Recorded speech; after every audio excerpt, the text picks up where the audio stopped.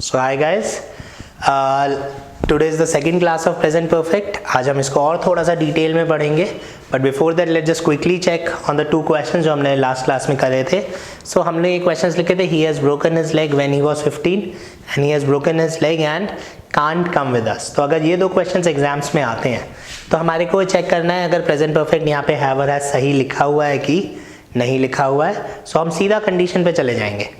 जब वो 15 साल का था तो जो उसकी अभी टांग टूटी है उसकी कोई रिक्वायरमेंट है, या जो उसकी टांग टूटी हुई है उसकी कोई रिक्वायरमेंट है? कोई रिक्वायरमेंट नहीं है। हम सिंपली कह रहे हैं जब वो 15 साल का था उसकी टांग टूट गई थी। तो यहाँ पे वो हैज़ को हम गलत कर देंगे। So this portion is wrong. तो पहले वाले क्वेश्चन का आंसर हो गया आंसर ए। वैसे जब हम नेक्स्ट क्वेश्चन की बात करते हैं, वापस कंडीशन पे आते हैं, कांट कम विद अस, वो हमारे साथ नहीं चल सकता। तो हम उसको लेने गए होंगे, हमें पता चला उसकी टांग टूटी हुई है इसलिए वो हमारे साथ नहीं चल सकता। तो जो उसकी टांग टूटी हुई है उसकी रिक्वायरमेंट आ गई। सो ये बिल्कुल ठीक है। तो इसलिए हमारा यहाँ पे आंसर क्या हो गया? No error. सो जैसे ही आप हैव और हैज़ की गलती देखेंगे आपको टाइम या कंडीशन पे फोकस करना ही पड़ेगा। So the first sentence the answer is A, the second sentence the answer is no error. So let's come back to the class now. अभी तक हम लोगों ने क्या पढ़ा हुआ है कि हैव और हैज़, हैव लगेगा IUED के साथ, हैज़ लगेगा ही शी इट नेम्स के साथ, प्लस इनके साथ वर्ब की थर्ड फॉर्म आनी बहुत ज़रूरी है। इसके बाद हमने जो पहला पॉइंट अभी कवर किया है, कोई भी पास्ट का एक्शन जिसकी प्रेजेंट में ज़रूरत हो उसके साथ प्रेजेंट परफेक्ट लगेगा। मतलब अगर मैं कल सुबह पढ़ा था 6 बजे और आज मुझे एग्ज़ाम देना है तो मैं बोलूँगा आई हैव स्टडीड। और अगर मैं कल सुबह पढ़ा था और एग्ज़ाम भी ख़त्म हो चुका है, अब मुझे उस पढ़े हुए की ज़रूरत नहीं है, तो मैं बोलूँगा आई स्टडीड। तो ये जो कंडीशन है, जब तक एग्ज़ाम में कंडीशन नहीं आएगी तब तक ये क्वेश्चन नहीं आएगा, और अगर आप कंडीशन मिस कर गए तो आपका क्वेश्चन सॉल्व नहीं हो पाएगा।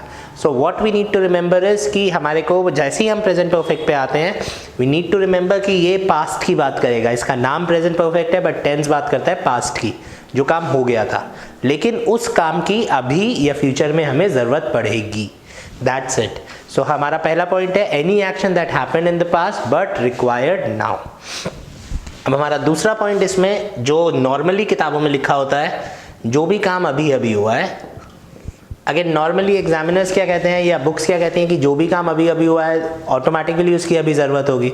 आप मेरे घर आए, मैं कहता हूँ आप खाना खा लीजिए, आप कहोगे यार खा के आया हो, तो आप चाहे आपने 10 घंटे पहले खाना खाया है या 2 मिनट पहले खाना खाया है, आप खाना खा के आए हुए हैं, उसकी ज़रूरत है। तो just now is important because इसमें हमारे को कुछ कीवर्ड्स मिल जाते हैं।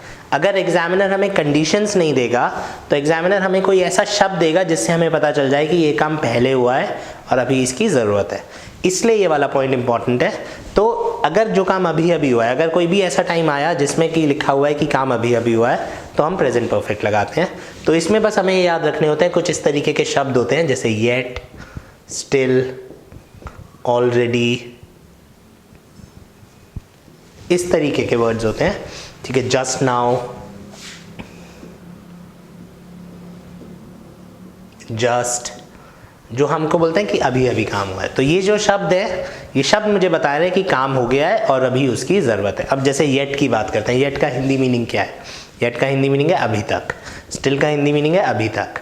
ऑलरेडी का मतलब है हो गया था, अभी अब पहले ही हो गया है। जस्ट नाउ का मतलब है अभी अभी, जस्ट का मतलब है अभी अभी। अब आप इसको किसी भी चीज़ में आई डैश माई वर्क, अब आपको एग्जामिनर कंडीशन ना देके ये टाइम दे सकता है येट, फुल स्टॉप। अब उसने क्या ऑप्शंस दिया आपको? डिडंट स्टडी और have not studied.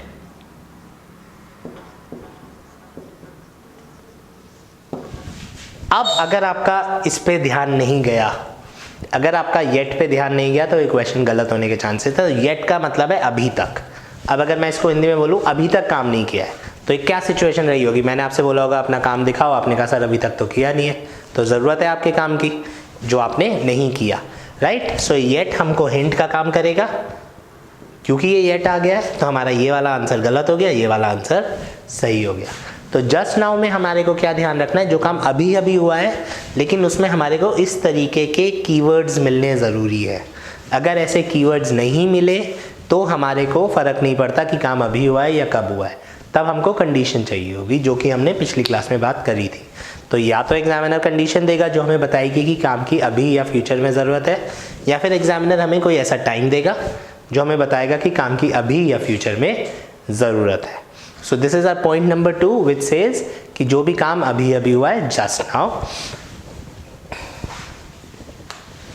Now a third point is, ये अगेन समझने वाली बात है, anything that is in process.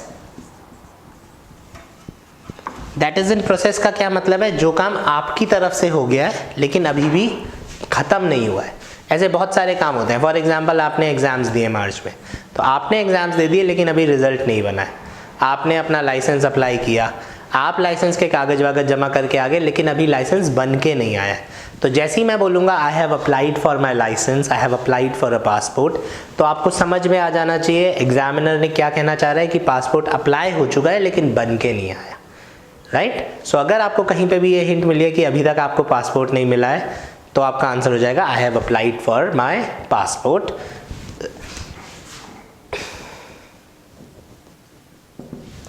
So I have applied for my passport. अब इसमें क्या हो गया है, ये मेरे को क्या बता रहा है कि आपकी तरफ से एप्लीकेशन चली गई है लेकिन बन के नहीं आया है। तो जैसे ही एग्जामिनर आगे हमें कोई भी ऐसी कंडीशन देगा कि आपका काम पूरा हो गया, आपकी फाइलिंग हो गई है, आपने पैसे जमा करा दिए लेकिन अभी बन के नहीं आया है, तो आपका आंसर होगा हैव अप्लाइड। अगर यहाँ पे अप्लाइड लिखा हुआ आया स्पॉटिंग एरर्स में तो क्वेश्चन गलत हो जाएगा। अगर आपने हैव अप्लाइड लिख दिया तो क्वेश्चन गलत हो जाएगा। So these are basically 3 conditions जहाँ पर हम हैव या हैज़, या मैं बोलूँ अगर ग्रामर की टर्म में बोलूँ तो प्रेजेंट परफेक्ट यूज़ करते हैं। बेसिक आइडिया हमारे को यही है कि कोई भी काम जो पास्ट में हुआ है, चाहे अभी हुआ है, चाहे 2 मिनट पहले हुआ है, चाहे 200 साल पहले हुआ है, अगर उसकी अभी ज़रूरत पड़ गई है तो आप उसमें हैव और हैज़ लगाओगे, as simple as that, right. बहुत सारी जगह लिखा होता है कि काम अभी अभी हुआ है, लेकिन अगर आप एग्जाम्स चेक करोगे, क्वेश्चन चेक करोगे तो ऐसा कोई लॉजिक नहीं है। जो भी काम पहले हुआ है और अभी उसकी ज़रूरत है। अब इसमें केवल एक हमारे को बहुत इंपॉर्टेंट नोट है, ये अगेन हमारे को बहुत ज़्यादा हेल्प करेगा। We can't use time of past. अगर पास्ट टेंस का टाइम है तो हम उसमें प्रेजेंट परफेक्ट यूज नहीं कर सकते, और टाइम देखते ही आप क्वेश्चन गलत कर सकते हैं। टाइम इन द सेंस ऐसा टाइम जो आपको पुरानी बात बता रहा हो, पास्ट टेंस बोल रहा हो। फॉर एग्जाम्पल, अब इन दोनों चीजों में क्या फर्क है? 2 days ago and since 2 days। 2 days ago mean 2 दिन पहले, और सिंस 2 days मीन्स 2 दिनों से। तो सिंस 2 days पास्ट का टाइम नहीं है, क्योंकि 2 दिनों से मतलब आपने परसों से अब तक कुछ नहीं खाया, तो मैंने परसों से अब तक कुछ नहीं खाया, प्रेजेंट में आ गया टाइम। लेकिन 2 दिन पहले कुछ नहीं खाया, उसकी अभी ज़रूरत नहीं है। तो रूल क्या कहता है कि अगर हमने पास्ट टेंस का कोई भी टाइम यूज़ कर लिया, मैंने येस्टरडे बोल दिया, मैंने 2 days अगो बोल दिया, इस तरीके का कोई भी टाइम यूज़ किया तो प्रेजेंट परफेक्ट नहीं आ सकता। आपने इसको देखते ही गलत कर देना है। अगर एग्जामिनर लिखता है I have not eaten, I have not eaten, तो I have not eaten 2 days ago, आप इसको गलत कराओगे। I did not eat होना चाहिए। क्यों? क्योंकि 2 दिन पहले कुछ नहीं खाया था, उसके बाद तो हो सकता है खा लिया होगा ना, लेकिन 2 दिनों से कुछ नहीं खाया है, इसका मतलब है आपको अभी भूख लगी हुई है। तो क्योंकि ये टाइम प्रेजेंट में ज़रूरत बता रहा है, ये वाला सेंटेंस ठीक है, ये वाला सेंटेंस गलत है। तो हम पास्ट टेंस का टाइम यूज़ नहीं कर सकते, 2 दिन पहले, कल, एंड से 2015 में, एंड सो ऑन, राइट। जैसे एक सेंटेंस और लिख देता हूँ, I have finished my graduation in 2010। अब पढ़ने में तो ठीक लग रहा है, 2010 में मैंने अपनी ग्रेजुएशन की है, अब हो सकता है इसकी ज़रूरत हो सकता है, राइट। लेकिन प्रॉब्लम क्या है, अब इंग्लिश क्या कहती है, ग्रामर क्या कहती है, अगर मैंने 2010 लिख दिया आगे तो हैव गलत है। अब इसको समझने के बहुत सारे तरीके हैं। अगर आपको लग रहा है कि आपने 2010 में अपनी ग्रेजुएशन की है और इसकी ज़रूरत है, तो आपको ज़्यादा समझने वाली बात है। अगर आप किसी इंटरव्यू में गए तो इंटरव्यूअर अगर आपसे पूछेगा आपकी क्वालिफिकेशन क्या है, तो आप क्या बोलोगे, मैंने ग्रेजुएशन किया है या 2010 में ग्रेजुएशन किया है? आप बोलोगे मैंने ग्रेजुएशन की है। अगर इंटरव्यूअर आपसे पूछेगा कब करी है ग्रेजुएशन, तब आप बोलोगे मैंने 2010 में ग्रेजुएशन करी, राइट।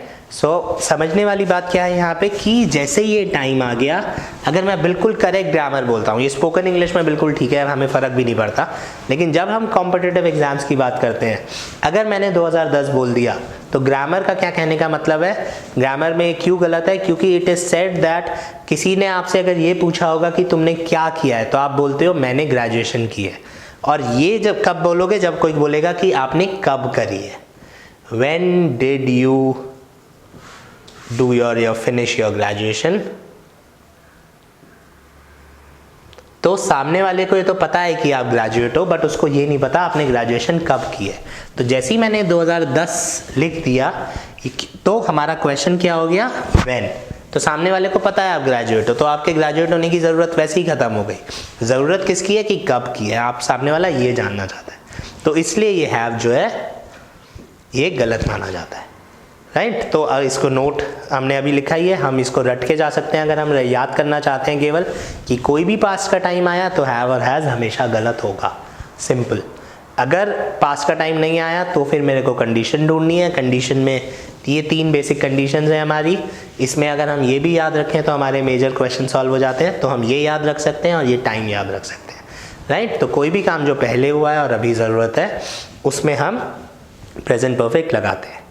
अब जो हमारी नेक्स्ट क्लास होगी वो बहुत इंपॉर्टेंट क्लास है, बहुत डिफ़िकल्ट क्लास है, और आजकल उसके नंबर ऑफ क्वेश्चंस बहुत बढ़ गए हैं कि हम हैव हैड कैसे कैसे यूज़ कर सकते हैं एक साथ। कहने का क्या मतलब है, अगर मैं बोलूँ I have had my lunch, ये मेरे भी बहुत सारे स्टूडेंट्स को प्रॉब्लम होती है, डर लगता है उन्हें एक साथ हैव और हैड देख के। तो इस क्लास को समझना बहुत ज़रूरी है क्योंकि इसके नंबर ऑफ क्वेश्चंस बढ़ते जा रहे हैं, राइट। अभी अगर मैं रिसेंटली बोलूँ, मुझे CDS का 2019 का पेपर याद आ रहा है जिसमें आई थिंक 2 या 3 क्वेश्चंस थे ये, and same goes with CGL, same goes with SSC। इस वाले टॉपिक के क्वेश्चंस बहुत ज़्यादा बढ़ रहे हैं, तो maybe we will have to work on this.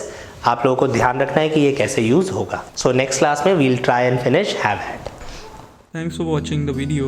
If you found this video helpful, press the like button, subscribe to our channel and ring that bell icon so that you can get notified every time we upload a new lesson.